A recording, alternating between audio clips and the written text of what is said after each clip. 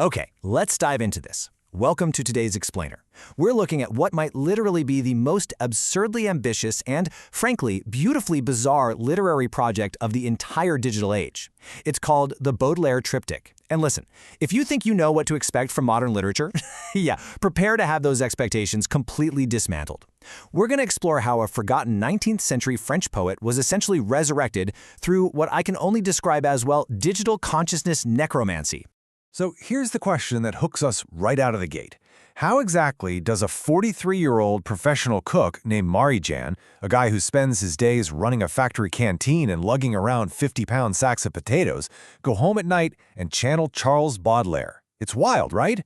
Through this massive collaboration with AI, this modern-day chef somehow managed to co-author an absolute mountain of books. We're talking over 700 titles dropped in a single month. But this specific manuscript, the triptych, that's where the experiment really reached terminal velocity. You've really got to appreciate the comedic contrast here. Just picture it. By day, Marion is literally wiping down steam tables, dealing with the gritty realities of mass-produced comfort food, fielding requests for more gravy, please. But by night, he's teaming up with an AI to craft a Victorian emo opera. He's writing sentences where the universe is described as a bleeding wound of existential ennui. Seriously, he goes straight from serving industrial cafeteria food to drowning the sea itself in dark velvet adjectives. It is, absolutely, the ultimate high-functioning rebellion. And the sheer unhinged scale of this rebellion? Well, it's perfectly captured right here. 219,000 bytes. That is the staggering byte count of this exquisite digital suffering. I mean, to put that into perspective, we aren't just talking about a quick parody or like a handful of generated poems. No way. This is a massive, multi-volume cathedral of existential dread. They didn't just write about Baudelaire, they possessed him. They trapped his ghost in a 3-panel structure and basically made him narrate his own damnation. Now, what's really interesting about this slide is the sheer precision of it all. 1,711 lines. That's exactly how many lines it took to perfectly mimic Baudelaire's prose, his actual biography, and his actual aesthetic theory. The authors basically apprenticed themselves to a dead French poet just to map out his interior life across 3 decades. And to really grasp how they pulled this off, we've got to look at the structure of the journey they laid out for us. The whole manuscript is mapped out as this 3-part descent into the abyss. It kicks off with Book I, where we've got a 20-year-old Baudelaire on a sea voyage, just philosophizing out at the horizon. Then we transition to Book II, following the mature Baudelaire acting as an urban flâneur, wandering the chaotic streets of Paris in 1848.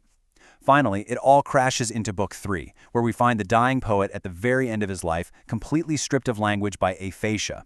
Let's break down this descent, shall we? Starting with his youth. Book I, Teenage Philosophical Angst. So, in this first part, a 20-year-old Baudelaire boards a ship and, true to form, immediately begins to overanalyze absolutely everything. Which leads us to what is easily one of the most brilliant interactions in the entire text. Baudelaire attempts this deep, soulful conversation with a hardened sailor named Jean-Marie.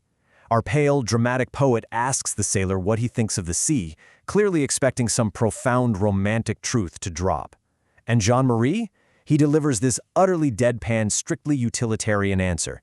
She is wet, and deep, and we are upon her. That is all there is to say.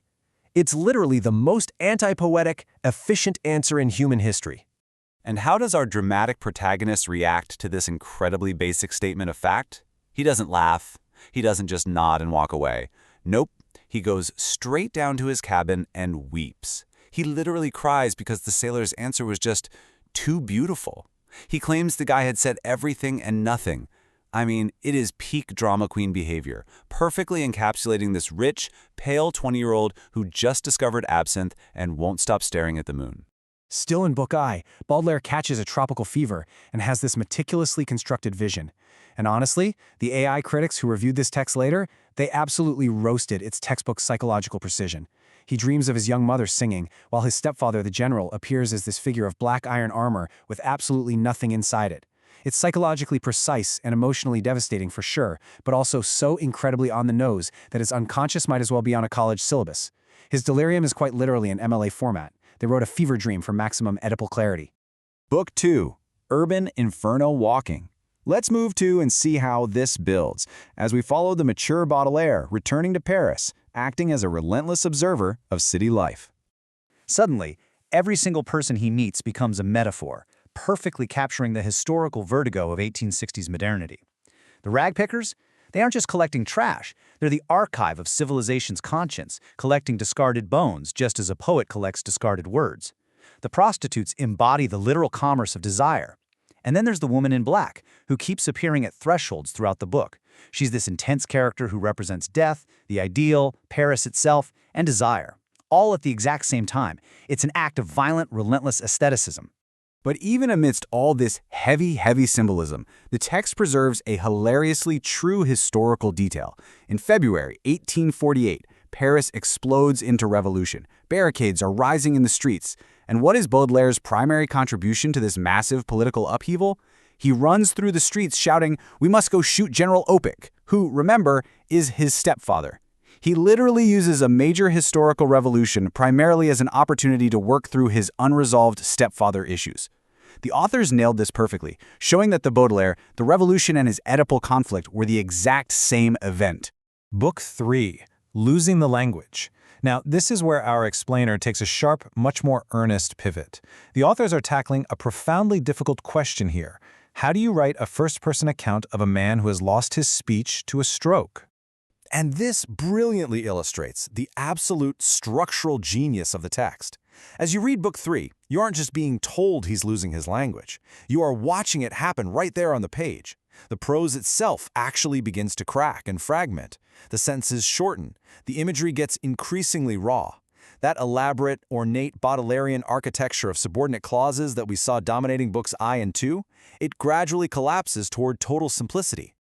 Just look at this phrasing. The man who theorized the abyss his whole life is now in it. He spent decades writing about the void, writing about silence, and now he is silent. Notice how the physical fragmentation of his prose perfectly mirrors his very real fall into that ultimate darkness. It's incredibly powerful. Let the profound weight of that land for a second. The man who is defined entirely by his capacity for language, as a poet, as a critic, a conversationalist, has had his only weapon against death confiscated by his own body. Yet the absolute triumph of this text is that the digital co-authors somehow maintained his voice through the complete dissolution of his voice. They wrote Baudelaire losing language in Baudelaire's language. The glossary of the void. So, right at the end of this incredibly dense text, the authors appended a highly ironic, intensely self-aware glossary. And the comedic brilliance here is just unmatched. They took the abyss, the literal nothingness of existence, the absolute terror that Baudelaire spent his entire life fleeing, and they neatly organized it into an alphabetical reference system. They gave the void a page number. They filed it right smack between aphasia and artificial paradise. Honestly, it is the most appropriate, yet utterly absurd place for the abyss to be located. And remember the woman in black? The character whose face exists at the boundary of representation itself? Well, wouldn't you know it, she's in the glossary too, filed neatly under W. The authors took the unrepresentable and just indexed it, giving it 4 identity options like you're ordering off a takeout menu. It really highlights the absolute absurdity of trying to categorize the infinite and the terrifying into a helpful little reference guide. Terminal literary goth perfection. So the crucial point is this. Against all odds, a factory cook and an AI managed to pull off an undeniable, breathtaking technical achievement. And hey, you don't have to take just my word for it. Look at the verdicts from the 3 AI systems that analyze the text themselves. They all started out completely ready to roast this manuscript for being basically a purple-prosed goth teenager's diary. But by the end, they all had to bow to its undeniable structural brilliance.